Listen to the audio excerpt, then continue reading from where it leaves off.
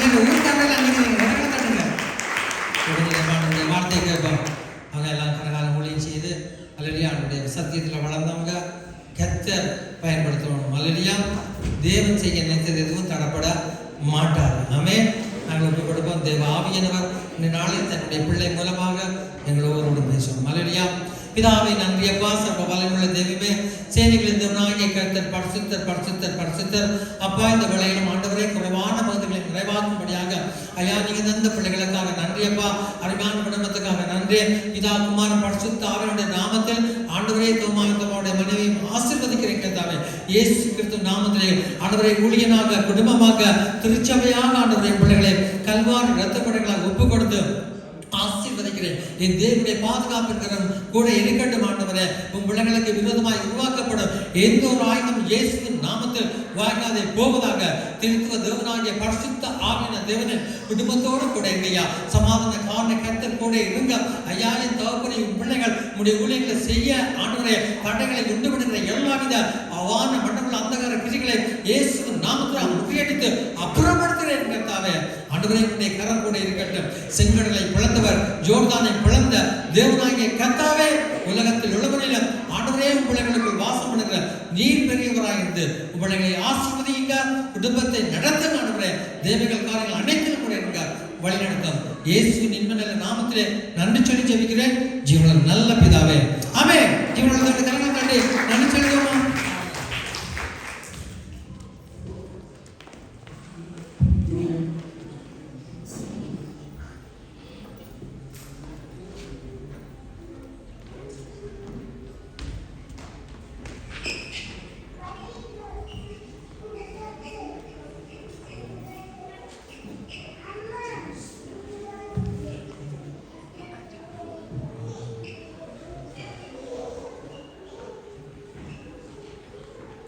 ஹல்லேலூயா. கர்த்தர் நல்லவர். ஆமென். எத்தனை பேர் தேவனுடைய சமூகத்துக்கு சந்தோஷத்தோடு வந்துவிட்டீங்க? ஆமென். ஹல்லேலூயா. தேவனுடைய சமூகத்துக்கு இங்கே சந்தோஷத்தோடும் சமாதானத்தோடும் இங்கே வர வேண்டும் என்று வேதம் நமக்கு சொல்கிறது. ஹல்லேலூயா. எல்லாரும் நாங்கள் கண்களை மூடி இந்த வார்த்தை பகுதியை தேவனுடைய கருத்துக்களை ஒப்பு கொடுத்து நாங்கள் ஜெபிப்போம். பரிசுத்தமுள்ள நல்ல தகப்பனே, அருமையான நல்ல மாலை வேலைக்காக உங்களுக்கு நன்றி செலுத்துகிறோம் ஆண்டவரே. தகப்பனே, இங்கே நாளும் ஆண்டவரே எங்களுக்காக ஆண்டவரே எனக்காக அந்த பிள்ளைகளுக்காக வைத்திருந்த உங்களுடைய வார்த்தை எங்களோடு நீங்கள் பேசும்படிக்காக எங்களை தாழ்த்தி நிற்கிறோம் ஆண்டவரே. தகப்பனே, நான் அல்ல ஆண்டவரே, நீங்களே எங்களோடு பேசும்படிக்காக நான் ஜெபிக்கிறேன். உங்களுடைய ஆழமான அந்த வார்த்தைகளை எங்களுக்கு நீங்கள் கற்றுத்தாங்க ஆண்டவரே. உங்களுடைய ராஜ்யத்தை நாங்கள் சுதந்திரித்துக் கொள்ளும்படிக்காய் ஆண்டவரே, உங்களுடைய வார்த்தைகளை இன்னுமாய் வளரத்தக்கதாய் பிள்ளைகளுக்கு நீங்கள் கிருபை பாராட்டும்படிக்காய் நான் ஜெபிக்கிறேன். நீங்கள் பேசணும், நாங்கள் கேட்கணும் ஆண்டவரே. சகல துதிக்கிற மகிமையெல்லாம் உள்ளவர்களுக்கே செலுத்தி இயேசுவின் வல்லமுள்ள நாமத்தினால் ஜெபிக்கிறேன் நல்ல பிதாவே. ஆமென் ஆமென் ஆமென். ஹல்லேலூயா. இன்றைய நாளிலும் அங்கே தேவனுடைய வார்த்தையை பகிர்ந்து கொள்ளும்படிக்காய் கர்த்தருடைய ஆவியானவர் என்னை இந்த இடத்திலே நிலைநிறுத்தியிருக்கிறார். ஹல்லேலூயா. எத்தனை பேர் சந்தோஷமா இருக்கிறீங்க? மறுபடியும் ஆமென். நாங்கள் அங்கே இந்த தேவனுடைய வார்த்தைக்கு அங்கே நேரடியாக கடந்து செல்ல போகிறோம். அங்கே நேரங்கள் போதாதபடியினாலே நேரடியாக நாங்கள் போக போகிறோம். அங்கே நோட்ஸ் எடுக்கிறவர்கள் நீங்கள் வார்த்தையுடைய தலையங்கத்தை நீங்கள் போட்டுக்கொள்ளலாம். தேவனுடைய வார்த்தையின்படி நான் மனப்பூர்வமாய் செய்கிறேனா? தேவனுடைய வார்த்தையின்படி நான் மனப்பூர்வமாய் கொடுக்கிறேனா? ஹல்லேலூயா. நாங்கள் எடுத்துக்கொள்வோம் கொலோசியருக்கு எழுதின புஸ்தகம் புதிய ஏற்பாடு, கொலோசியருக்கு எழுதின புஸ்தகம் அங்கே 3வது அதிகாரத்தை நாங்கள் திருப்பிக் கொள்வோம். 3வது அதிகாரம் அங்கே 24வது வசனத்தை நாங்கள் வாசிக்கின்றோம். தயவு செய்து எல்லாரும் நீங்கள் உங்களுடைய வேதாகமத்தை கரங்களிலே ஏந்திக் கொள்ளுங்கள். வார்த்தை வாசிக்கிற பொழுது தேவனுடைய வார்த்தையை நீ கவனிங்க. வாசிக்கின்றோம். எதை செய்தாலும் அதை மனுஷனுக்கென்று செய்யாமல் கர்த்தருக்கென்றே மனப்பூர்வமாய் செய்யுங்கள். ஹல்லேலூயா.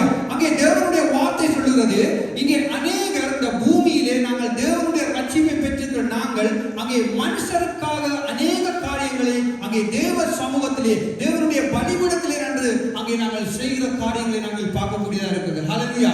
இந்த நாட்களிலே தேவன் சொல்லுகிறார், நீ மனுஷருக்காக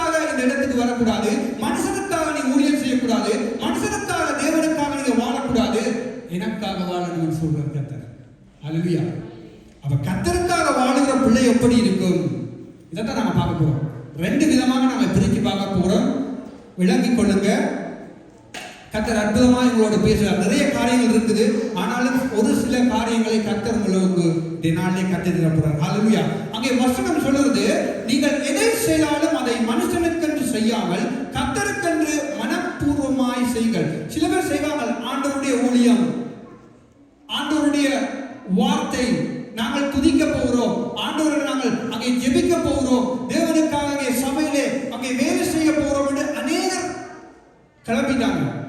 ஆனா ஆண்டவர் சொல்றார், நீ எனக்காக மனப்பூர்வமாய் செய்கிறோமா, எல்லா மனுஷனுடைய கட்டாயத்தின் நிமித்தம் செய்கிறோமான்றதுதான் இங்கே முக்கியம். ஹல்லேலூயா.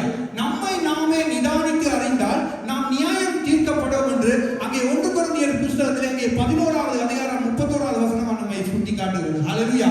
அப்ப நம்மை நாமே நிதானித்து முதலாவது பார்த்துக்கிட்டு தான் தேவனுக்காக வாழணுமா வாழக்கூடாது என்று முடிவு எடுக்கணும். ஹல்லேலூயா. அப்ப தேவனுக்காக ஒரு ஆத்துமா வாழ்வதற்கு தன்னை ஒப்பு கொடுக்குமா இருந்தால் முதலாவது அந்த ஆத்துமா தன்னை என்ன செய்யணுமா, ஆராய்ந்து பார்க்க வேண்டும். நான் கர்த்தருக்காக அங்கே மனப்பூர்வமாக அங்கே வாழ்வதற்கு நம்மை ஒப்பு கொடுக்கிறேனா, கர்த்தருக்காக மனப்பூர்வமாய் இந்த துதி ஆராதனையை செய்ய போறேனா, துதி ஆராதனையிலே பாடல்களை நான் உற்சாகமாய் பாட போறேனா, எல்லாவற்றிலும் நான் மனப்பூர்வமாய் இருக்கிறேன் என்று முதலாவது ஆராய்ந்து பார்க்க வேண்டியிருக்கிறது. ஹல்லேலூயா.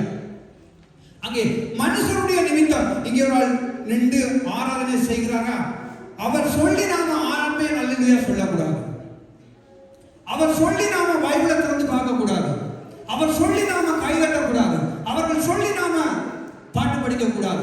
எல்லாம் ஆட்டோமேட்டிக்கா வரும். ஆண்டவருடைய பிள்ளைகளுக்கு எல்லாம் தானாக வர வேண்டும் என்று சொன்னால், ஆவியானவர் ஒரு ஆத்மாவை செயற்படுத்தினார் என்று சொன்னால் ஆண்டவருடைய ஆவியானவருடைய அந்த செயற்பாடு ஆட்டோமேட்டிக்கா எல்லாருக்குள்ளேயும் வரணும். ஹல்லேலூயா. ஆவியானவருடைய செயற்பாடு இல்லைன்னு சொன்னா ஒவ்வொரு ஆட்களும் நின்று சொல்லணும், கைதட்டுங்க, ஆமென் ஹல்லேலூயா சொல்லுங்க, வார்த்தையை திருப்பி படிங்க, சத்தமா வாசிங்க, சொல்லணும். ஹல்லேலூயா. ஆனா ஆண்டவர் சொல்றார், நீ மனப்பூர்வமாய் நீ எனக்கு செய்வாயானால், மனப்பூர்வமாய் எனக்கு உன்னுடைய காரியங்களை கொடுப்பாயான இருந்தால் நீதாயா தெரியும், நீதான் பாக்கியவான் ஆண்டவர் சொல்றார். ஹல்லேலூயா. திருப்பிக் கொள்வோம். நாங்கள் ஆதியாகமம் புத்தகம் 4வது அதிகாரத்துக்கு நாங்கள் வருவோம்.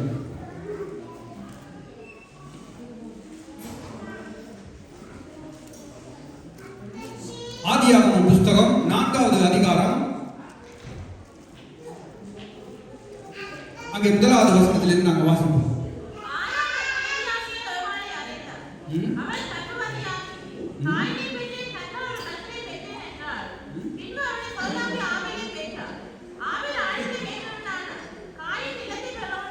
அவன் நிறுத்தி வாசிப்போம். இங்கே 2வது வசனம் சொல்லுகிறது, பின்பு அவனுடைய சகோதரனாகிய ஆபேலை பெற்றால், ஆபேல் ஆடுகளை மேய்க்கிறவனானான், காயின் நிலத்தை பயிரிடுகிறவனான். அப்ப 2 பேர் 2 விதமான வேலைகளை செய்கிறார்கள். ஹல்லேலூயா. அவர் 2 பேர் 2 விதமான ஊழியம் செய்கிறார்கள் என்று வைங்க. 2 விதமான ஆண்டவருடைய நாளில் பேச போறார். நீங்க 2 விதமாக புரிந்து கொள்ளுங்க. அப்ப அங்கே 2 விதமான வேலைகள், 2 விதமான ஊழியத்தை அங்கே 2 பேரும் செய்கிறார்கள். வாசிங்க. சில நாள் சென்ற பின்பு காணிக்கையாக கொண்டு வந்தான்.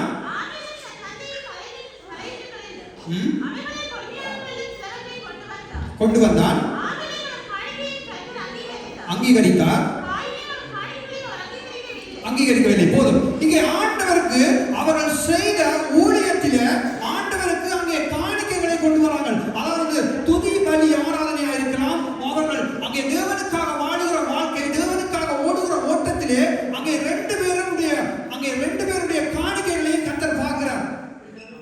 2 பேருடைய ஆசை, 2 பேரும் கர்த்தருக்கு செய்த அந்த வேலையின் பெருமதியை கர்த்தர் பார்த்து அங்கே ஆவேலையும் அவனுடைய காணிக்கையும் கர்த்தர் என்ன செய்கிறாராம், அங்கீகரிக்கிறார். நம்முடைய துதி ஆராதனை அங்கீகரித்திருக்கிறாரா? நம்மை நாம் ஆராய்ந்து பார்க்கிறோம். நம்முடைய பாடின பாடலை ஆண்டவர் அங்கீகரித்திருக்கிறாரா? நான் துதித்த துதியை அங்கீகரித்திருக்கிறாரா? ஹல்லேலூயா. அப்ப நான் இந்த ஆண்டவருடைய சமூகத்துக்கு நான் மனப்பூர்வமாய் வந்திருக்கிறேனா? மனப்பூர்வமாய் வந்திருந்தால் கர்த்தர் ஆசீர்வதிப்பார். ஹல்லேலூயா. அப்ப ஆபேலையும் அவருடைய காணிக்கையும் கர்த்தர் என்ன செய்தாராம், அங்கீகரித்தாராம். ஆபேலுடைய காணிக்கை. அப்ப காணிக்கை அங்கே காயினுடைய காணிக்கை என்ன செய்தாராம்,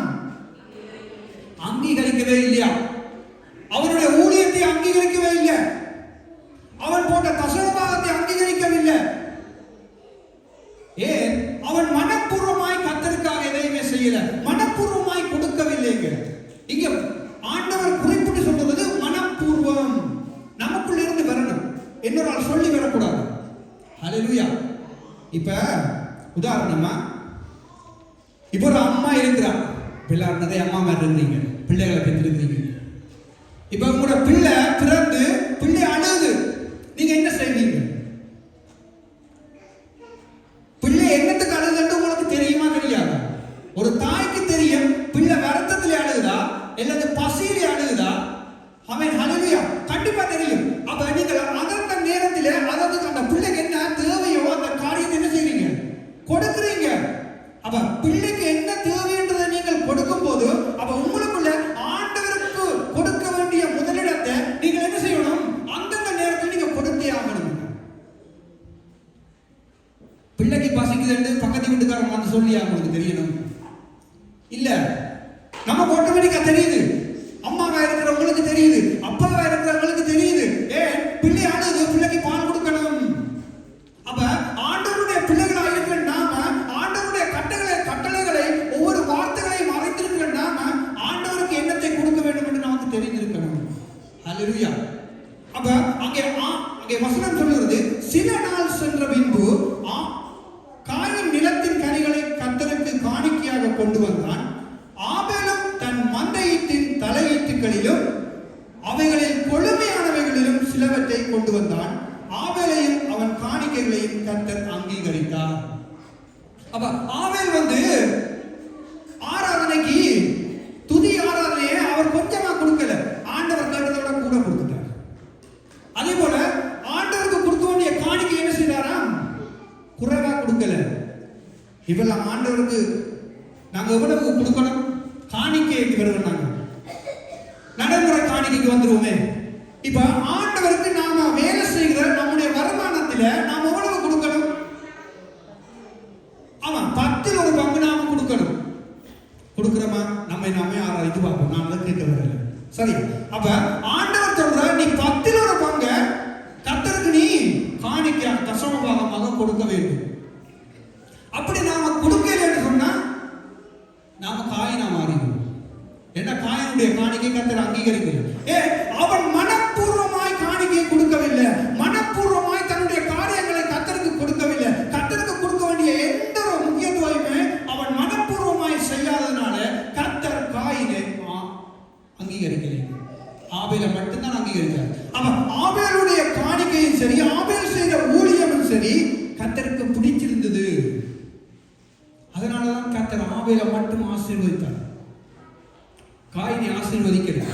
இந்த நாட்களில் நாங்க வாழுற வாழ்க்கையில ஆண்டவருக்கு எவ்விதமான காரியங்களை நாங்கள் கொடுக்கிறோம். ஆராதனை காரியங்களிலே, வேத வாசிப்புகளிலே, துதி வேளையிலே, வீட்டில் இருக்கிற ஜெபத்தை நாங்கள் எவ்வளவுக்கு கர்த்தருக்காக கொடுக்கிறோமோ அவ்வளவுக்கு கர்த்தர் எங்களுடைய காரியங்களை அங்கீகரிப்பார். ஆபேலை அங்கீகரித்தது போல நம்மையும் அங்கீகரிப்பார். அங்கே மனப்பூர்வமாய் கொடுக்கும் போது. ஹல்லேலூயா. அப்ப மனப்பூர்வம் என்றது நமக்குள்ள வரணும். இந்த நாட்கள்ல நாம காணிக்க தசம பாகம் என்று ஆண்டவர் அங்கே நியமித்திருக்கிறாரு. பழைய ஏற்பாட்டிலேயும் இருக்கிறது, புதிய ஏற்பாட்டிலேயும் இருக்கிறது. பழைய ஏற்பாட்டில தான் ஆண்டவர் 10ல் ஒரு பங்கு எனக்கு தாண்டு கேட்டார். ஆனா புதிய ஏற்பாட்டில அப்படி எழுது, அதுக்கு கூட கொடுக்கணும். ஏன்?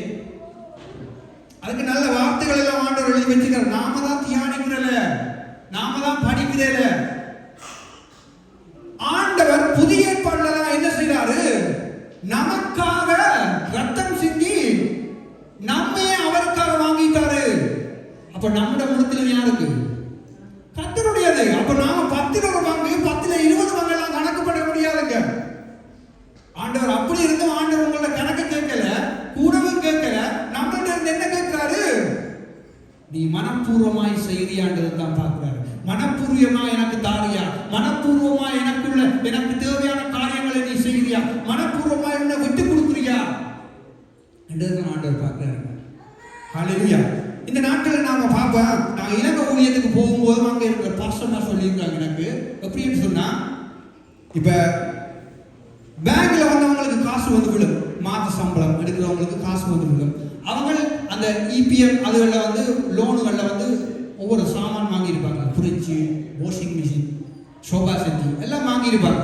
அப்போ மாதம் என்ன செய்யும்? சம்பளம் விழுந்தோடனே அங்கெல்லாம் கழிஞ்சிடும். குறைஞ்ச ஒரு 20 20,000 ரூபாய் இலங்கை காசுக்கு வந்தா அவங்களோட சம்பளம் எல்லாம் கழிஞ்சு ஒரு 15,000 அல்லது 10,000 இஞ்சி பேங்க்ல நிற்கும். அவங்கள அந்த 10,000க்கு தான் தசமபாகம் போடுவாங்க.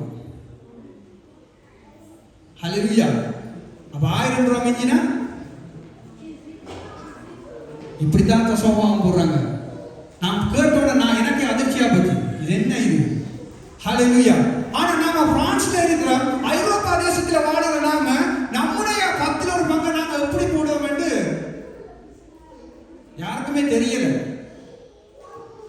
அதை நான் சொல்ல போனா என்ன குற்றவாளியாகவும் பார்ப்பாங்க. அதை பற்றிலாம் நான் கவலை இல்லை. என்ன கூடுதலா சொல்லுவாங்க, அதிக பிரசங்கின்னு சொல்லுவாங்க. ஏன்னா நான் டைம் எடுத்து கொண்டு வரும் 1.5 மணி நேரம் பிரசங்கம் பண்ணுவேன். ஹல்லேலூயா. 1.5 மணி நேரம் எல்லாரும் யோசிக்காங்க, இன்றைக்கு இந்த வீட்டை போனவாறு தான் யோசிக்காங்க, முடிச்சிருவேன். ஹல்லேலூயா.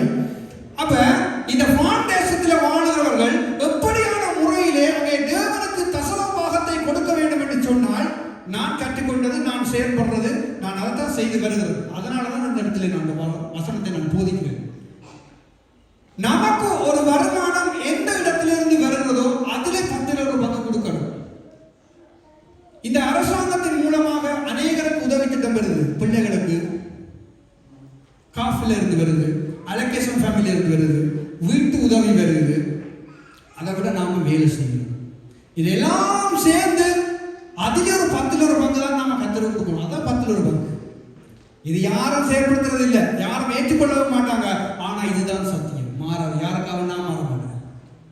ஹல்லேலூயா. அப்ப ஆண்டவருடைய வார்த்தையின்படி காயினும் ஆபேலும் அங்கே காணிக்கைகளை கொண்டு வரார்கள். தங்களுடைய ஆண்டவருக்கு செய்த ஊழியத்தின் பெருமதிகளை கொண்டு வரார்கள். ஆனால் கர்த்தர் அங்கீகரித்ததோ ஆபேலுடைய காணிக்கையும் ஆபேலையும் தான். ஹல்லேலூயா. நம்மை அங்கீகரிக்கிறாரா, அங்கீகரிக்கவா இல்லையாண்டு நம்மை நாமே நிதானித்து பார்ப்போம். ஏன்னு சொன்னால் அங்கே காயினுடைய காணிக்கையை கர்த்தர் ஏற்றுக்கொள்ளாதனால காயினுடைய ஒரு சில மாற்றத்தை நாங்கள் பார்க்கக்கூடியதா இருக்குது. வாசிங்க. நான் 5வது வசனத்திலிருந்து வாசிங்க. அங்கீகரிக்கவில்லை, எரிச்சல் உண்டாகி அவன் முகநாடி வேறுபட்டது.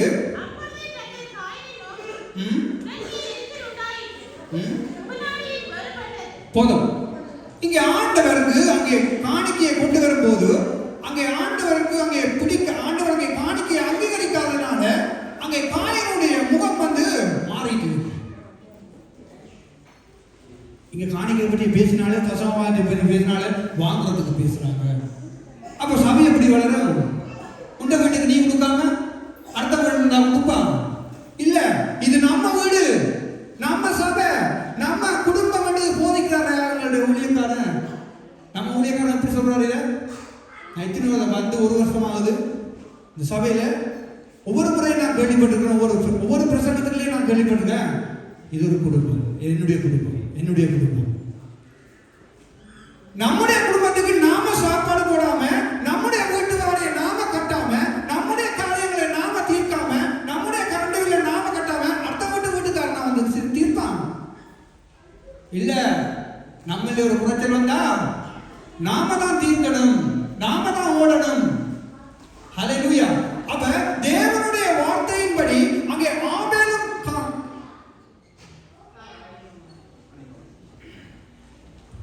ஆபேலும் அங்கே காணிக்கையை கொண்டு வந்தார், காயினும் காணிக்கையை கொண்டு வந்தார். இந்த நாட்களில் நாமளும் கர்த்தருக்காக ஓடுகிறோம். நம்முடைய வாழ்க்கையை, நம்முடைய ஆவிக்குரிய வாழ்க்கையை நாம கர்த்தருக்காக கொடுக்கிறதை, கர்த்தருக்காக செய்கிறதை, கர்த்தருக்காக ஏறெடுக்கிறதை கர்த்தர் அங்கீகரிக்கிறாரா என்றுதான் இந்த நாளிலே கேள்வியாக அங்கே ஆண்டவர் நம்மளிடத்திலே வைக்கிறார். ஹல்லேலூயா. உண்மையிலேயே நாம ஆண்டவருடைய வார்த்தையின்படி கொடுக்க வேண்டிய காரியங்களை, ஆண்டவருக்கு கொடுக்க வேண்டிய முதலிடத்திலே நாம சரியாக கொடுப்போமா இருந்தால் எந்த பிரச்சனையுமே இல்லை. இந்த வசனத்தை கேட்டுக்கொண்டு நீங்கள் அங்கே ஆண்டவருக்கு நன்றி தான் சொல்லணும். ஆண்டவரே, இந்த நாள் நீங்க போதித்துக் கொண்டிருக்கிற வார்த்தை நிமித்தம் நான் சரியாக இருக்கிறேனா இருந்தால் ஆண்டவருக்கு நன்றி சொல்லுங்க. மரண பரியந்தம் நான் அப்படியே இருக்கணும்னு சொல்லுங்க. ஹல்லேலூயா. இல்லைன்னு சொன்னா மனம் திரும்பும். ஆண்டவர் 2 விஷயத்தை குறித்து தான் இந்த சபையில பேசுவார்கள். நாம சரியா இருந்தா ஆண்டவருக்கு நன்றி சொல்லணும். சரி ஒருவரையும் குற்றச்சாட்டி குறசாட்டி தண்டிக்கிறவர் அல்ல. ஆண்டவர் எல்லாரையும் அங்கே அணைக்கிறவராக தான் இருக்கிறார். ஹல்லேலூயா. அவர் சேர்த்துக் கொள்கிறவராக தான் இருக்கிறார். உங்களை யாருமே அங்கே தள்ளவில்லை, யாரையும் ஆண்டவர் அங்கே ஒதுக்கவில்லை. ஆண்டவர் அங்கே தெளிவாக அங்கே 5வது வசனத்திலே அங்கே காயினை பார்த்து கேட்கிறார் பாருங்க. அப்பொழுது காயினுக்கு மிகவும் எரிச்சல் உண்டாகி அவன் முகநாடி வேறுபட்டது. அப்பொழுது கர்த்தர் விட்டுடல பாருங்க, அவனுக்கு முகநாடி வந்துட்டு மாறிட்டுது, கோபம் வந்துட்டுது, எரிச்சல் வந்துட்டுது. ஆனாலும் கர்த்தர் விடல பாருங்க. அப்பொழுது கர்த்தர் காயினை நோக்கி ஆமென், ஏன் வேறுபட்டது? ஆண்டவர் பொறுமையா கேட்கிறாரு, பொறுமையா கேட்கிறாரு. காயின் அப்பொழுது கர்த்தர் காயினை நோக்கி உனக்கு ஏன் எரிச்சல் உண்டாயிற்று? உன் முகநாடி ஏன் வேறுபட்டது? அடுத்த வசனம் சொல்லுது, நீ நன்மை செய்தால் மேன்மை இல்லையோ, என்னுடைய வார்த்தையின்படி நீ வாழ்ந்தால் நீ பாக்கியவான் அல்லவோ. ஹல்லேலூயா. அப்ப நம்மை நாமே நிதானித்து பார்க்க வேண்டிய நிலையில நாங்கள் இருக்கிறோம். என்று சொன்னால் நாம பள்ளிக்கூடம் எதுக்கு போறோம்? பாடசாலைக்கு 1 2 3 4 படிச்சு ஓஎல் படிச்சு ஏஎல் படிச்சு எப்படியாவது பாஸ் பண்ணி ஏதாவது வேலை கிடைச்சிட்டு போறோம். இதுவும் நமக்கு பள்ளிக்கூடம் தான். இங்க படிச்சு பாஸ் பண்ணாதான் அங்க பரலோக ராஜ்யம். ஹல்லேலூயா. இல்லைன்னு சொன்னா போக முடியாது. இங்க நாம எல்லாம் சரியா இருக்கணும், ஆண்டவருக்கு கொடுக்க வேண்டிய காரியத்தில் சரியா கொடுக்கணும். இல்லைன்னு சொன்னா போக முடியாது. ஹல்லேலூயா. ஆண்டவர் சொல்லுகிறாரு, நீ நன்மை செய்தால் மேன்மை இல்லையோ, நீ நன்மை செய்யாதிருந்தால் பாவம் வாசல் படியிலே படுத்திருக்கும். அப்ப நாம நன்மை செய்யலன்னு சொன்னா பாவம் நம்மள்ட்ட இருக்குது, பிரச்சனை நம்மள்ட்ட இருக்குது. நாம வளர முடியாது, நாம ஆண்டவருக்கு எதுவுமே செய்ய முடியாது. நாம துதி பலி ஆராதனை செய்தி கொடுக்கிறோமா, வர்ஷிப் செய்கிறோமா, பாடல் படிக்கிறோமா, மியூசிக் ட்ராக் போடுறோமா, எந்த போட்டாலும் கர்த்தர் அங்கீகரிக்க போறது இல்லை. ஏன்னு சொன்னால் ஆபேல் கொடுத்தது தன் தலையின் சிக்கலிலும் அங்கே கொடுமையானதை கொடுத்தார் என்று ஆபேல் நமக்கு சொல்லப்படுது. ஹல்லேலூயா. நாம கொடுமையானதை கர்த்தருக்கு கொடுக்கிறோமா? நாளுக்கு நாள் தினம் தினம் கர்த்தருடைய காணிக்கை தசம பாகத்துல எல்லாத்திலையும் நாம கொடுமையா கொடுக்கும் போது அநேகர் கொடுக்குறீங்க, நான் கேள்விப்பட்டிருக்கிறேன், நேரடியா பார்த்தும் இருக்கிறேன். கர்த்தருக்கு ஸ்தோத்திரம். உண்மையா நான் சாட்சியா சொல்லுவேன். நான் முதல் இருந்த சபையில தசமபாகம் காணிக்க சும்மா அந்த மாதிரி விழுது. ஏண்டா அதுக்கு பொறுப்பா இருந்ததுன்னா எழுதுறதுன்னா ஏண்டா அப்படி விழும். 10ல் 1 பங்குனா 10ல் 1 பங்கு விழும், மாறாது. அவ்வளவுக்கு கண்டிப்பு அதை விடவும் கூட வரும். நாங்க இந்த சபையில இருந்து இலங்கை ஊழியம் கூட செய்யறாங்க. அது இலங்கை ஊழியத்துக்கு அவங்க கொடுப்பாங்க 1500 யூரோ சம்பளம் எடுக்கிற ஒரு ஆள் 150 யூரோ தசமபாகம் போடும். இலங்கை ஊழியத்துக்கு 200 ரூபாய் கொடுக்கும். நான் தான் எழுதியிருக்கிறேன். ஹல்லேலூயா. இதுதான் ஆபேல் கொடுக்கிற கொடுமை. அப்ப கொடுமையானதை நாம கொடுக்கும் போது கர்த்தர் நம்மையும் நம்முடைய காணிக்கையும் நம்முடைய ஊழியத்தையும் நாம கர்த்தருக்காக ஓடுகிற ஓட்டம் எல்லாவற்றையும் அங்கீகரிக்கிறவராக இருக்கிறார். ஹல்லேலூயா. திருப்பிக் கொள்வோம் லூக்காவை எழுதின புஸ்தகம். கொஞ்சம் நேரம் போதாதபடினால கொஞ்சம் சீக்கிரமாய் நாங்கள் போவோம். லூக்கா எழுதின புஸ்தகம் 21வது அதிகாரத்தை நாங்கள் திருப்பிக் கொள்வோம்.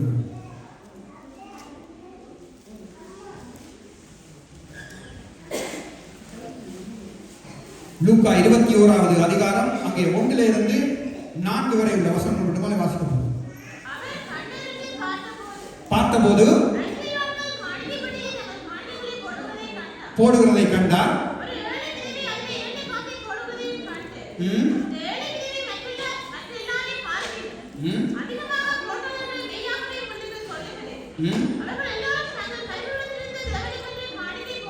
போட்டார்கள். போதும். இங்க ஆண்டவர் அங்கே காணிக்க போடும் போது ஆண்டவர் காணிக்க பெட்டி கிட்ட நிற்கிறார். இப்ப நான் சொல்லணும், பாஸ்டரை நிக்க சொல்லணும், இவங்க எதுவா போடுறாங்க பார்க்கறது. ஹல்லேலூயா. ஆண்டவர் நிற்கிறாரு, காணிக்க பெட்டிக்கு முன்னுக்கு நிற்கிறாரு, நின்று பார்க்கிறாரு எவன் எவ்வளவு போடுறான், என்னத்தை போடுறான். ஹல்லேலூயா. அங்கே வசனம் சொல்கிறது, ஒரு ஏழை விதவை அதிலே 2 காசை போடுகிறதை கண்டு ஆண்டவர் அந்த 2 காசை குறித்து பெரிதாக கதைக்கிறார். ஏனென்று சொன்னால் அடுத்த வேளை சாப்பாட்டு சாப்பாட்டுக்கு அந்த 7 நிலவைட்ட அந்த 2 ரூபா தான் இருந்தது. ஹல்லேலூயா. அந்த 2 ரூபா தான் இருந்தது. அடுத்தவங்க சாப்பாட்டை கூட அந்த 7 விதவை அங்க நினைச்சு பார்க்கலங்க. கர்த்தருக்கு காணிக்கை கொடுத்தாங்க. அதைத்தான் கர்த்தர் உயர்த்துறார். நம்மள்ட்ட இருக்கிற ஐஸ்வர்யத்திலிருந்து, நமக்கு வர பெரிதமான காரியத்திலிருந்து நாம கர்த்தருக்கு கொடுக்கிறது தப்பல்ல. பெருமைக்கு கொடுக்க கூடாது. அநேகர் பெருமைக்கு கொடுக்கிறது ஊழியத்துக்கு. நான் இவ்வளவு கொடுத்திருக்கேன், நான் அவ்வளவு கொடுத்திருக்கேன், நான் தசமபாகத்தை இவ்வளவு கொடுத்திருக்கேன், நான் காணிக்கை இவ்வளவு கொடுத்திருக்கேன், நான் கிறிஸ்துமஸ் ஆராதனைக்கு இவ்வளவு கொடுத்திருக்கேன், வருஷ ஆராதனைக்கு இவ்வளவு கொடுத்தேன். நோ, கொடுங்க, நல்ல விஷயம், மனப்பூர்வமாய் கொடுங்க. ஹல்லேலூயா. அதுதான் நமக்கு அங்கே முக்கியமா இருக்கு. நாம பெருமைக்காக கொடுத்தோம்னு சொன்னா, நீ 1000 இல்ல 2000 இல்ல 5000 இல்ல எவ்வளவு கொடுத்தாலும் 10 ரூபா போடுறோம்னா கர்த்தர் கணம் பண்ணிட்டு போயிடுவாங்க. ஹல்லேலூயா. அப்ப நாம செய்கிறத சரியாக மனப்பூர்வமாய் செய்வோமா இருந்தால், ஆண்டவர் அந்த 7 விதவையினுடைய அந்த 2 ரூபாவை பெருமைப்படுத்தி பேசுறது போல நாம கொடுக்கிற கொஞ்சத்திலே நாம உண்மையா இருப்போமா இருந்தால் அவர் அநேகத்திலே ஆசீர்வாதமா இருக்க பண்ணுவார். ஹல்லேலூயா. நாம் அநேகத்திலே ஆசீர்வாதமா இருக்கணும் வேண்டாம், கொஞ்சத்திலே உண்மையா இருக்கணும். இந்த மாதம் நாங்க எவ்வளவு வருமானம் வருதா, அந்த வருமானத்தை நாம கர்த்தருக்கு 10 ரூபாய் கொடுக்கணும். இல்லைன்னு சொன்னா கஷ்டம். திருப்பி கொள்ளுங்க மல்கியாவில் எழுதின புஸ்தகம்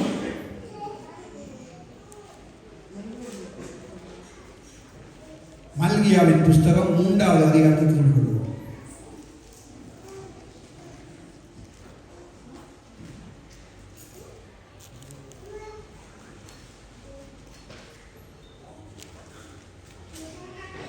மன்னிக்கணும், 1வது அதிகாரம்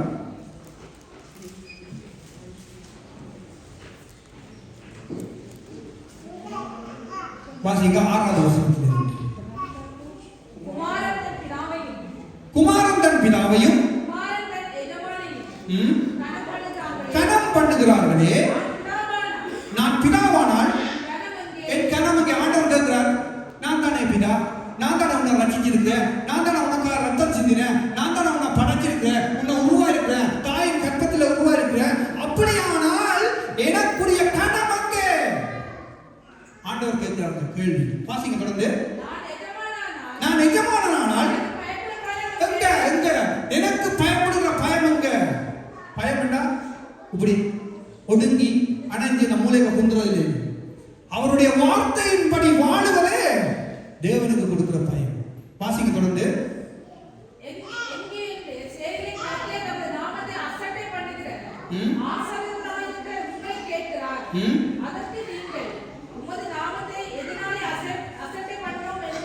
பாருங்க, திருப்பி நாம கேள்வி கேட்கிறோம். ஆண்டவரை கேள்வி கேட்கிறதே ஒரு பெரிய விஷயம். சிலாக்கள் நான் சில பேரோட கதைச்சிருக்கேன். ஆண்டவர் நேரில் வந்தா தான் கேள்வி கேட்பேன் கூட சொல்லியிருக்காங்க. என்னென்ன விஷயத்தை பற்றி ஆண்டவரை கேள்வி கேட்கணும், அவர் இப்படி எழுதினது புள்ளின்னு சொல்லியிருக்காங்க. அப்ப இங்க கேட்கிறாங்க, உங்களோட நாமத்தை எதினாலே அசட்டை பண்ணினோம் என்கிறார்கள். அப்ப கேள்வி கேட்கிறாங்க ஆண்டவர். செய்யறதை செய்துட்டு ஆண்டவர்கிட்ட கேள்வி கேட்டு ஆண்டவர் என்ன செய்வார்? அங்க 7வது வசனம் சொல்லுது, என் பலிபீடத்தின் மேல் அசுத்தமான அப்பத்தை படைக்கிறதுனாலேயே ஆனாலும் உம்மை எதினாலே அசுத்தப்படுத்தினோம் என்கிறார்கள். கர்த்தருடைய பந்தி எண்ணாமல் போயிட்டு என்று நீங்கள் சொல்லுவதனாலேயோ, நீங்கள் கண் ஊனமானதை பலியிட கொண்டு வந்தாலும் அது பொல்லாப்பல்ல, நீங்கள் கால் ஊனமானதை நசல் பிடித்ததையும் கொண்டு வந்தாலும் அது பொல்லாப்பல்ல என்கிறீர்களே, அதை நீ உன் அதிபதிக்கு செலுத்து, அவன் உண்மையில் பிரியமாயிருப்பானோ, உன் முகத்தை பார்ப்பானோ என்று சேனைகளின் கர்த்தர் கேட்கிறார். ஆண்டவர் கேட்கிறாருங்க, நீ எனக்கு பிடிக்காத ஒரு ஆராதனையை செய்கிறாய், நீ எனக்கு பிடிக்காத ஒரு ஊழியத்தை செய்கிறாய், எனக்கு பிடிக்காத ஒரு ஜெபத்தை நீ ஏறெடுத்தா எப்படி நான் அங்கீகரிக்கிறது? ஹல்லேலூயா. அவ எனக்கு பிடிக்காம, உனக்கு மன விருப்பம் இல்லாம, கட்டாயத்தின் நிமித்தம் நீ கசவபாகத்தை 10 ரூபாய் பேர்ல கொண்டு போடுறியே, எப்படி நான் அங்கீகரிக்கிறது? ஆண்டவர் கேட்கிறாரு, நசல் பிடிச்சதை கொண்டு போடுறியே, கால் ஊனமானதை கொண்டு போடுறியே, ஹல்லேலூயா, எனக்கு எப்படி? இப்போ நீங்க ஒரு ஆட்டுக்குட்டி ஒன்று வாங்கி, நல்ல வடிவான ஆட்டுக்குட்டி ஒன்று வாங்கி வளர்க்குறீங்க. உடனே 10 தரம் கேட்டுக்கொண்டே இருக்கிறான், தாதா தாதாண்டு. அந்த வடிவை பார்த்து தான் என்ன செய்யணும், கேட்டுருக்காங்க. நீங்களும் வடிவை பார்த்து தான் என்ன செய்வீங்க, வச்சிருந்தீங்க, கால் வெட்டி வச்சு. இப்போ கொண்டே கொடுக்குறீங்க, வாங்குவானா? வாங்குவானா? வாங்க மாட்டான். அப்ப நமக்கு ஒன்று வரும்போது பெருசா வரணும். கர்த்தருடைய ஆசீர்வாதம் வரும்போது அங்கே பலமானிகளை திறந்து அங்கே கூரையை பிரித்து கொண்டு வரணும். கர்த்தருக்கு கொடுக்கும்போது கொடுக்க மாட்டோமே, கஷ்டப்படுறோமே. கொஞ்சத்தில் உண்மையா இருந்தால் பரிபூர்ணத்தில் எல்லாம் ஆசீர்வாதம் வச்சிருக்காங்க. ஹல்லேலூயா. அப்ப அங்க ஆண்டவர் சொல்றாரு, அங்கே பலிபீடத்தில் அசுத்தமான அப்பத்தை அநேகரும் ஏறுறாங்க ஊழியத்துக்கு. பழைய ஏற்பாடு பலிபீடமும் புதிய ஏற்பாடு பலிபீடத்துக்கும் அநேகருக்கு வித்தியாசம் தெரியுது. அதை நீங்க கற்றுக்கொள்ளுங்க வீடுகளில், உங்களோட ஊழியக்காரர்கிட்ட கற்றுக்கொள்ளுங்க. பழைய ஏற்பாடு பலிபீடம் எப்படி, புதிய ஏற்பாடு பலிபீடம் எப்படி என்பது. ஹல்லேலூயா. ஏனென்றால் பலிபீடம் என்பது சும்மா இல்ல, விளையாட்டு இல்ல. எல்லாரும் ஏறி இறங்குறதுக்கு இது உங்க அப்பா வீட்டு சொத்து இல்ல, இது நம்மை படைச்ச தேவனுடைய சொத்து. ஹல்லேலூயா. கண்டவன் நின்றவன் எல்லாம் ஏற முடியாது. அப்படியானால் நாம நிதானிக்கணும். ஏறுறதுக்கு தகுதியா இருக்குன்னா ஏறலாமா? ஹல்லேலூயா. அப்ப தேவனுடைய ஆராதனைக்கு வர்றவே நாம் ஒழுங்காத்தானே வர்றோம். அவருடைய ஆராதனைக்கு டைமுக்கு தானே வர்றோம். ஏன் பாஸ்டர் நம்மோட எரிஞ்சு விழுகிறாரு கேட்க முடியுமா? அவர் எரிஞ்சு விழுகிறதுக்கு வேற ஒரு பிரச்சனை இருக்கு, அதை கேட்கணும் நாம.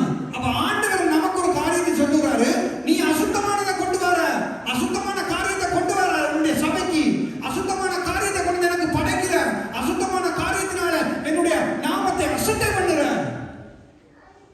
அதான் சொல்றாரு ஆண்டவர் சொல்றாரு, எனக்கு பயப்படும் பயம் எங்கே? நான் எஜமானனானால், நான் பிதாவானால் எனக்கு கொடுக்க வேண்டிய கனம் எங்கே? ஹல்லேலூயா. அப்ப அந்த கனத்தையும் அந்த மரியாதையை நாங்கள் கொடுக்கும் போதுதான் கர்த்தர் நம்மை ஆசீர்வதிப்பார், நம்மை உயர்த்துவார்.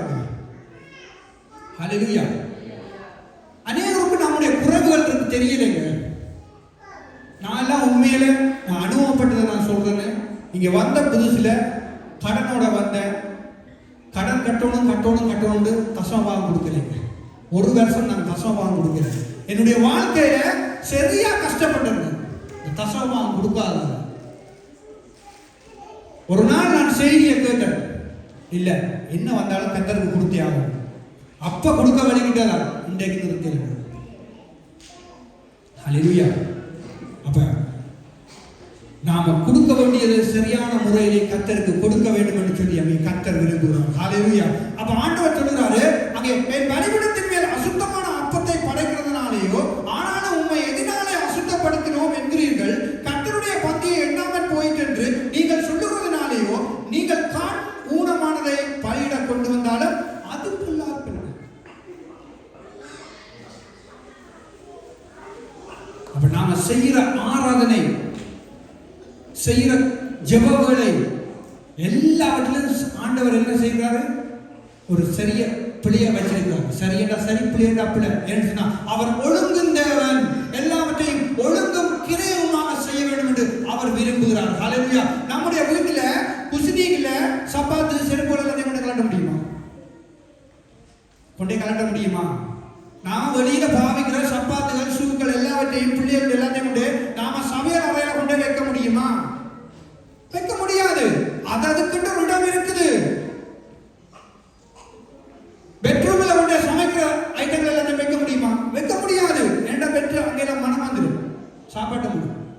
அப்ப அதுக்குன்னு எல்லாவற்றையும் நாம வீட்டுல ஓகே, கிச்சன் இங்க இருக்கணும், பெட்ரூம் அங்க இருக்கணும், கோல் இங்க இருக்கணும், கோலுக்கெல்லாம் டிவி வைக்கணும், அது பெருசா வைக்கணும், எல்லாம் நமக்கு தெரியுது. ஆண்டவருக்கு எப்படி கொடுக்கணும்னு தெரியாது. கணம் வீட்டு ஒரு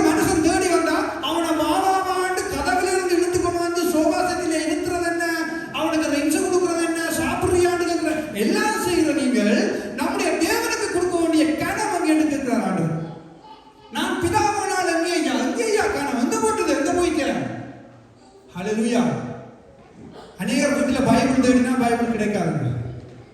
எங்க பாஸ்டர் வந்துட்டார், பைபிள் தேடு பைபிள் தேடு பைபிள் தேடு, பைபிள் கிடைக்காது. அது எடுத்து ஒரு மாதம் ஆச்சு. தூசு தட்டி ஐத்திமி அடிச்சுதான் பைபிள் பெரும் வெளியுது. ஹல்லேலூயா. அப்ப இந்த நாட்டில் தான் ஃபோன் வந்துருக்கு. ஃபோன் டேப்லெட் கம்ப்யூட்டர் எல்லாத்துலேயும் தட்டி அதுலேயே பைபிள் படிக்கிறாங்க. நீங்கள் படிங்க, வீட்டில் வேலைத்தனத்தில் போய் படிங்க. ஆலயத்துக்கு வரும்போது ஒரு கூட்டம் வந்து வழிக்கிடும் போது பைபிள் கட்டாயம் கட்டாயம் கட்டாயம். நீங்கள் தேவனுடைய சமூகத்துக்கு வரும்போது நீங்கள் தேவனுடைய வார்த்தையை தூக்கி கொண்டு வர, சுமந்து கொண்டு வர உங்களுக்கு கஷ்டம் என்று சொன்னா தேவனுடைய சமூகத்துக்கு நீங்க வர வேண்டியவை இல்லை. என்ன எப்படி நினைச்சாலும் எனக்கு பிரச்சனை இல்லை. இரண்டாவது தேவனுடைய வார்த்தை. நான் இதையுமே சொல்லுறேன். ஆண்டவர் தான் அனுப்பி வச்சிருக்கார். ஹல்லேலூயா. ஆண்டவர் தான் அனுப்பி வச்சிருக்கார். நாம் ஒரு கூட்டத்துக்கு போகிறோம், ஒரு வீட்டு கூட்டத்துக்கு போகிறோம், வீட்டுக்கு ஜெபிக்க போகிறோம். ஒரு வீடு புதுசா குடி கூட போறாங்களா, அவருடைய வீட்டுக்கு நாங்கள் ஜெப கூட்டத்துக்கு போறோமா? கண்டிப்பா தேவனுடைய பிள்ளைகள் தேவனுடைய பட்டியத்தை வச்சிருக்கணும். மாற்றம் இல்லை, மாற்றம் இல்லை. பட்டியம் இல்லாம அந்த வீட்டுக்காரன் உடனே கேட்கிறாரு, சிஸ்டர் பிரதர் இதுல ஒரு வசனம் இருக்கு, எனக்கு காட்டு மாட்டேன். இப்படியா கட்ட முடியும்? அப்ப ஆண்டவருக்கு நாம கணக்கு கொடுக்கிறத இதுல பார்க்கலாம். ஹல்லேலூயா. அப்ப நாம ஊழியம் செய்கிறோமா? விசுவாசியும் அதே இதுதான். இங்க வந்தா தான் ஊழியம் இல்லைங்க. அநேகர் அப்படித்தான் நினைக்கிறாங்க. மக்கு பிடிச்சா தான் ஊழியம், பலிபீடத்துல இந்த மூடையில ஏறினா தான் ஊழியம், கீபோர்டை வாசிச்சா தான் ஊழியம், அங்க மக்க பிடிச்சு அங்க ராம்ஸ் அடிச்சா தான். நோ. நாம அன்றாட பாவிக்கிற டொய்லெட்டை கழுவினா நமக்கு ஊழியம் தான். ஹல்லேலூயா. என்ன இவர் கழுவிட்டாரு, இவர் இங்கே இருந்து சொல்றாரு பெருசா. என்னுடைய ஆரம்ப ஊழியம் என்ன தெரியுமா? நான் இலங்கை தேசத்தில் செய்தது 6 மணிக்கு சேர்ச்சியில் நிற்பேன். 8 மணி மட்டும் நானும் என்னோட பிரதரும் என்னோட சேர்ந்து 2 பேரும் சபையை கூட்டி துப்புராக்கி பாய் விரிச்சு பொக்ஸு செட்டெல்லாம் பூட்டி கட்டி முத்தத்துக்கு தண்ணி தெளிச்சிட்டு 8 மணிக்கு வீட்டை போயிட்டு 9 காலுக்கு சேர்ச்சியில் நிற்போம். 9:30 சர்வீஸ். அதுக்கிடையே அங்க 9 காலுக்கு நிற்கணும். 9:20 ஆட்கள் வந்து நிற்பாங்க. அவங்களுக்கு வாழ்ந்து அந்த செருப்பை கலட்ட, செருப்பை தூக்கி சொப்பின்ல போட்டு கொழுவிட்டு நம்பர் கொடுத்தா தான். ஹல்லேலூயா. இங்க வந்த அதே ஊழியம் செய்யணும். 2013ஆம் ஆண்டு தான் தேவனுடைய ஊழியத்துக்காக என்னை ஒப்பு கொடுத்தேன். 8ஆம் மாசம். அதுக்கு முன்னம் தேவனுடைய சமூகத்துக்கு வேலைக்கு போய் 3 மணிக்கு ஆராதனை, நான் 1:30-2 மணிக்கு போய் தேவனுடைய சமூகத்தை அரேஞ்ச் பண்ணி கதிர போட்டு கூட்டி டொய்லெட்டுகள் எல்லாம் பார்த்து தான் நான் ஆராதனையில் உட்காருவேன். ஹல்லேலூயா. இந்த சொல்றதா இருந்தா அதை நாம செய்திருக்கோம். அப்ப ஆண்டவர் கேட்கிறாரு, எனக்கு கொடுக்க வேண்டிய கனம் எங்கே ஐயா? அதான் புதிய ஏற்பாட்டில் ஆண்டவர் எழுதி வச்சுட்டாரு. என்ன? மரித்தும் ஆபேல் பேசுகிறான். எபிரேயர் புத்தகத்தில் வாசிங்க. ஹல்லேலூயா. மரித்தும் பேசுகிறான். ஏன் பேசணும்? ஏன் ஆண்டவர் அந்த வசனத்தை புதிய ஏற்பாட்டில் கொண்டு எழுதி வைத்திருக்கணும்? பழைய ஏற்பாட்டோட காயின்ற ஆபேல்ன்ற ஆதாம்ன்ற ஏவாள்ன்ற சம்பவம் முடிஞ்சது. ஏன் புதிய ஏற்பாட்டை கொண்டுறணும்?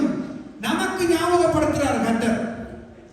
ஹல்லேலூயா. காயின் கொடுத்தத கொழுமையானத நமக்கு ஞாபகப்படுத்தி காட்டுறார். அப்ப நாம கொழுமையானத கர்த்தருக்கு கொடுக்கணும். ஹல்லேலூயா. நாம காணிக்க தசமபாகம் கொடுக்கிறது கொழுமையா கொடுக்கணும்.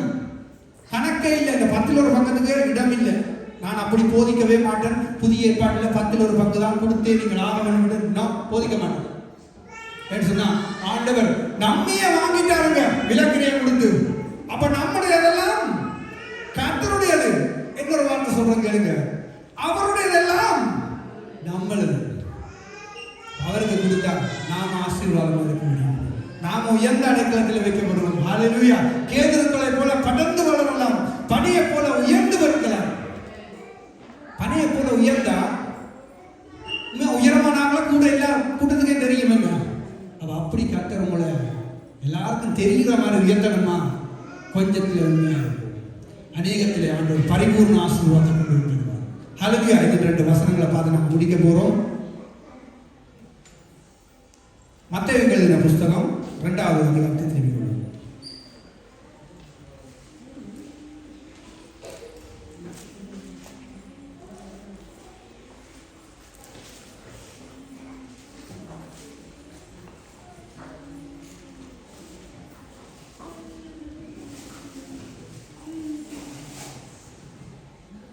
மத்தேயு எழுதின சுவிசேஷம் 2வது அதிகாரம் 11வது வசனத்திலிருந்து நாங்கள் வாசிக்கிறோம்.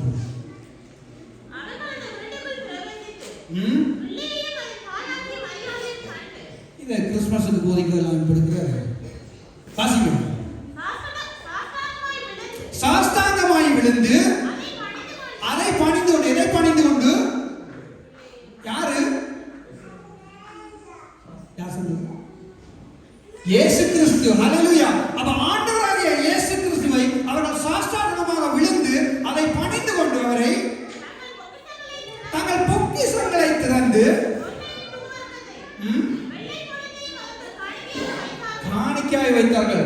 அந்த பிள்ளை கட்டிச்சா எல்லா நட்சத்திரத்திலிருந்து ஒரு ஏதாவது ஒளி வந்து ஏதாவது சத்தம் வந்து சொல்லிச்சா என்ன மாதிரி கொண்டே காணிக்க கூடாது இல்ல, சொல்லப்படல.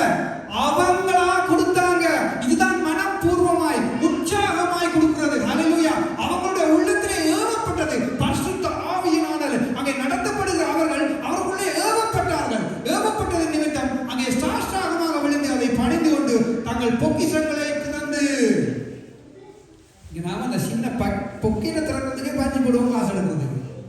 ஹல்லேலூயா. அவங்க தங்களுடைய கொண்டு வந்த எல்லாவற்றையும் அவங்க மூட்டையா கொடுத்த எல்லாத்தையும் கிளறி கர்த்தருக்கு போய் காணிக்க கொடுத்தாங்க.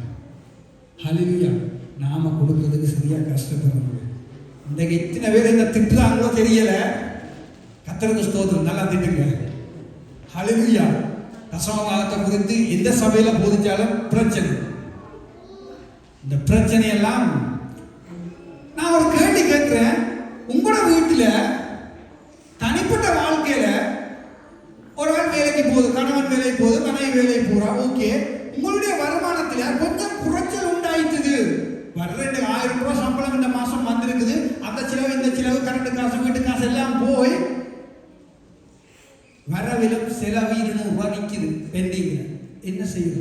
தலையை போட்டு பிம்பிங்க. என்ன எப்படி இந்த 200 ரூபாய போட்டு சேர்த்துடலாம். அடுத்த மாசம் எப்படியாவது சாப்பாட்டுல உரைச்சு, போக்குவரத்துல உரைச்சு, உடுப்பு சிலவில உரைச்சு, தண்ணி பாய்க்கிறது திறக்காத சுடுதண்ணியை திறக்காத தண்ணி போடும், காசு போடும், அப்படியெல்லாம் குறைச்சு அந்த 200 ரூபாய் என்ன செய்வோம்?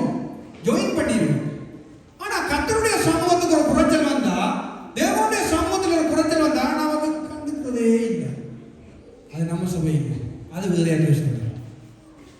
அநேகருடைய சிந்தனை எப்படின்னு சொன்னா, சபை வந்த ஒரு என்டர்டைன், பொழுது போகிற நேரம், பொழுது போகிற இடம். ஹல்லேலூயா. அதுதான் பொழுது போக்குறபடியால் தான் பொழுது போக்குற போலே வர்றாங்க. அப்படியே பொழுது போனபடியே போயிடுறாங்க. இல்ல, தேவனுடைய சமூகத்துக்கு அங்கே சொல்லப்படுறது, அங்கே துதியின் சத்தத்தோட வரணும். ஹல்லேலூயா. ஆண்டவர் சொல்றாரு, என்னுடைய சமூகத்துக்கு வரும்போது கை காணிக்கையோடு வான்னு சொல்றாரு. வசனம் எல்லாம் பொய்யா, நானா சொல்றேன், எல்லாம் வேதத்தில் இருக்கிறது தான் சொல்றேன். அப்ப நீங்க கோவிக்கிறதா இருந்தா யாரை கோவிக்கணும்? இதுல 2 இந்த வசனத்தை சொல்றேன், என்ன கோவிக்க கூடாது. நான் சும்மாறு தனி நட்டு கிடக்க, அவ்வளவுதான் சொல்றது. அவரை தான் நீங்க பேசணும்.